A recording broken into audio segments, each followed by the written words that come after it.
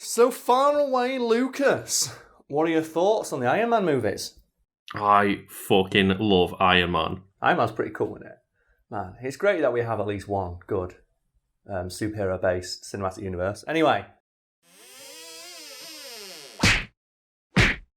I think it's safe to say that every actor involved with the MCU fucking loves Marvel, if only because of the career resurgence they're currently enjoying due to the success of the MCU. A seeming exception to this is the actor Paul Bettany, at least at first, because according to him, he had no idea he was even in a superhero movie. So far away, Lucas, those first couple Iron Man movies are some top tier superhero action, and Jarvis is a very big part of them, would you agree?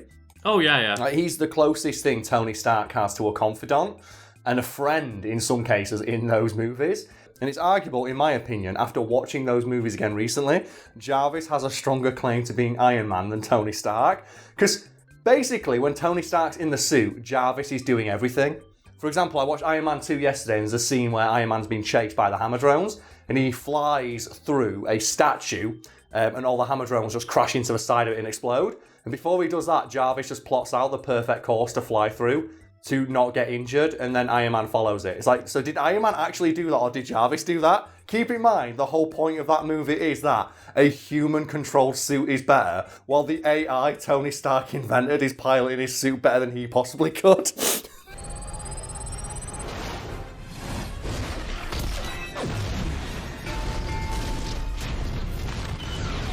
The thing is, though, Tony Stark's a big picture man, Karl. Yeah. Then Jarvis deals with the problem. Yeah, and not to mention as well, Tony Stark invented Jarvis, so I guess it all comes back to him eventually, but I just found it really funny when rewatching the first Iron Man movie, you see Tony Stark, and when he's trying to fly the suit, he immediately catapults himself into a concrete wall. 3, 2, 1.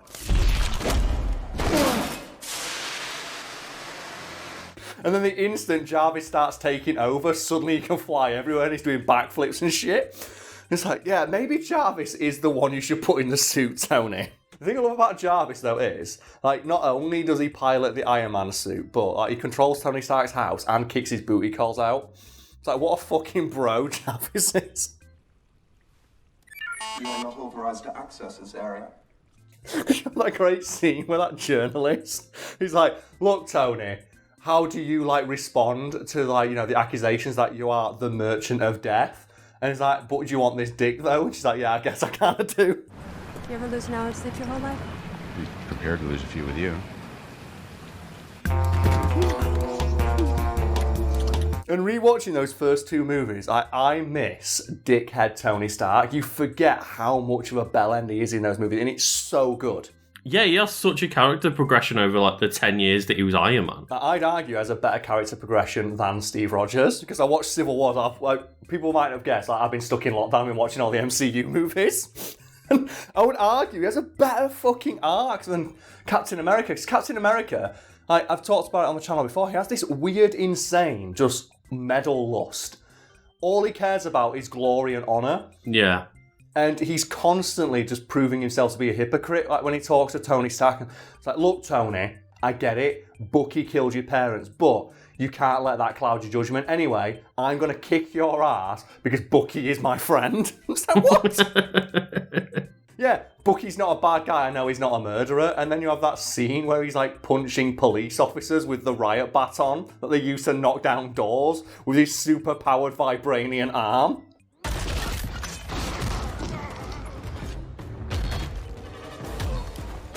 Yeah, and then he, literally get Captain America go, we're not killing people, remember? Please don't do this. While screaming, Bucky's not a murderer. So he fucking is. Fuck, stop! You're gonna kill someone.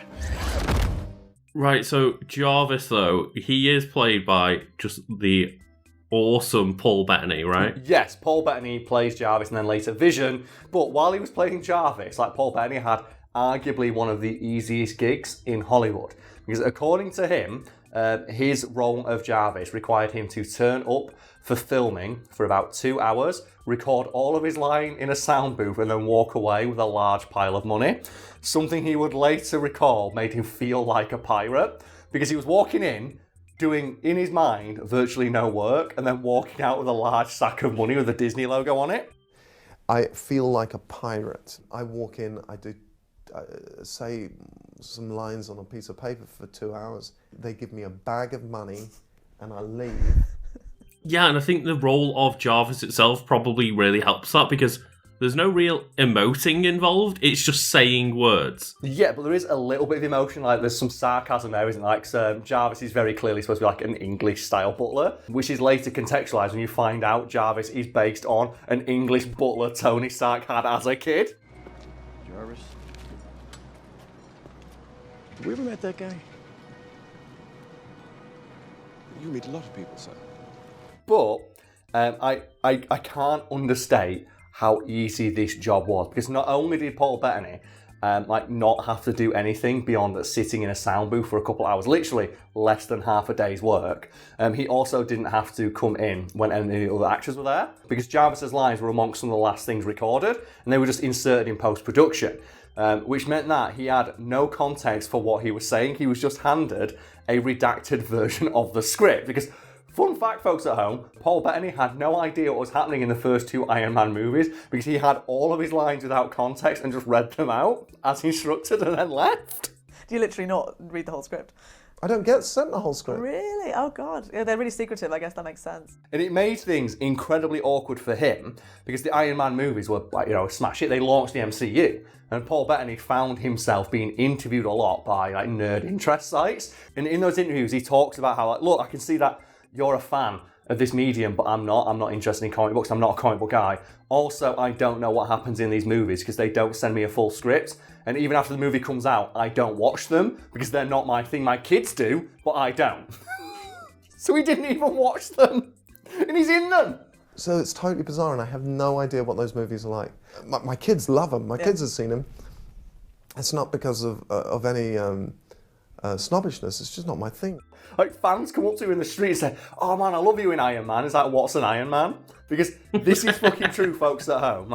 When Paul Bettany first got called by Jon Favreau to appear in Iron Man, he didn't know it was a superhero movie. Jon Favreau just called him and said, "I've got a role in front of me. I think you'd be perfect for it. You have to come in for 2 hours and read some lines. Are you okay to do that?" And Paul Bettany's like, "Sure." A couple months later, gets brought in, does his lines, goes home. Iron Man comes out, then suddenly his agent starts getting calls about interviews about this superhero universe. And he's like, "Wait, what?" And I don't know about you, Lucas, but I think it's really meta that the guy playing Tony Stark's personal assistant got paid a shit ton of money for a piss easy job. So far away, Lucas, the MCU, thoughts? It's just the best cinematic universe to ever exist. Yeah. Well, I think you are not putting enough respect on the Fast and Fury verse here, mate. Because we had this discussion privately on our podcast, which you can find a link to below, where the MCU is such just a juggernaut in terms of success and critical reception. It is not fair to compare it to any other cinematic universe to exist. And I don't think anything sums it up more than the fact that if you break the MCU into its phases, Phase 3 on its own is still the most successful and profitable cinematic universe. And then the second one, if you just break the movies apart, is the Avengers cinematic universe. Phase 3 on its own in 4 years has made more money than all of Star Wars has in 40. It's ridiculous. It's literally in a league of its own, and that's why it's so funny to me, and I think to you as well, Lucas, because we laugh about this a lot privately, of just people comparing the DC Extended Universe to it. It's not even fair to do that. Because it's not fair to compare anything to the MCU, Star Wars. Star Wars can't compete with 1/3 of the MCU. What fucking chance has the DC Universe got? When we looked at the numbers and went, the Fast and Furious universe is more profitable and critically successful and has a bigger, brighter future than the DC Extended Universe. Oh, they've only got small characters like Batman, Superman and Wonder Woman to work with though, Karl. Give them a break. It's just really funny to me that you've got stuff in the DC Extended Universe like the death of Superman, one of the most famous and shocking comic arcs of all time, and they completely fuck it up And I had zero emotional response to that scene. But then you've got the Fast and Furious, and you've got like the send-off to Paul Walker that put like a lump in my throat in the cinema. I think it says a lot that more people wanted Han back than Superman. They did. Like, I got more hype when Han came back in Fast and Furious than I did when Superman came back. And think about that. It's ridiculous.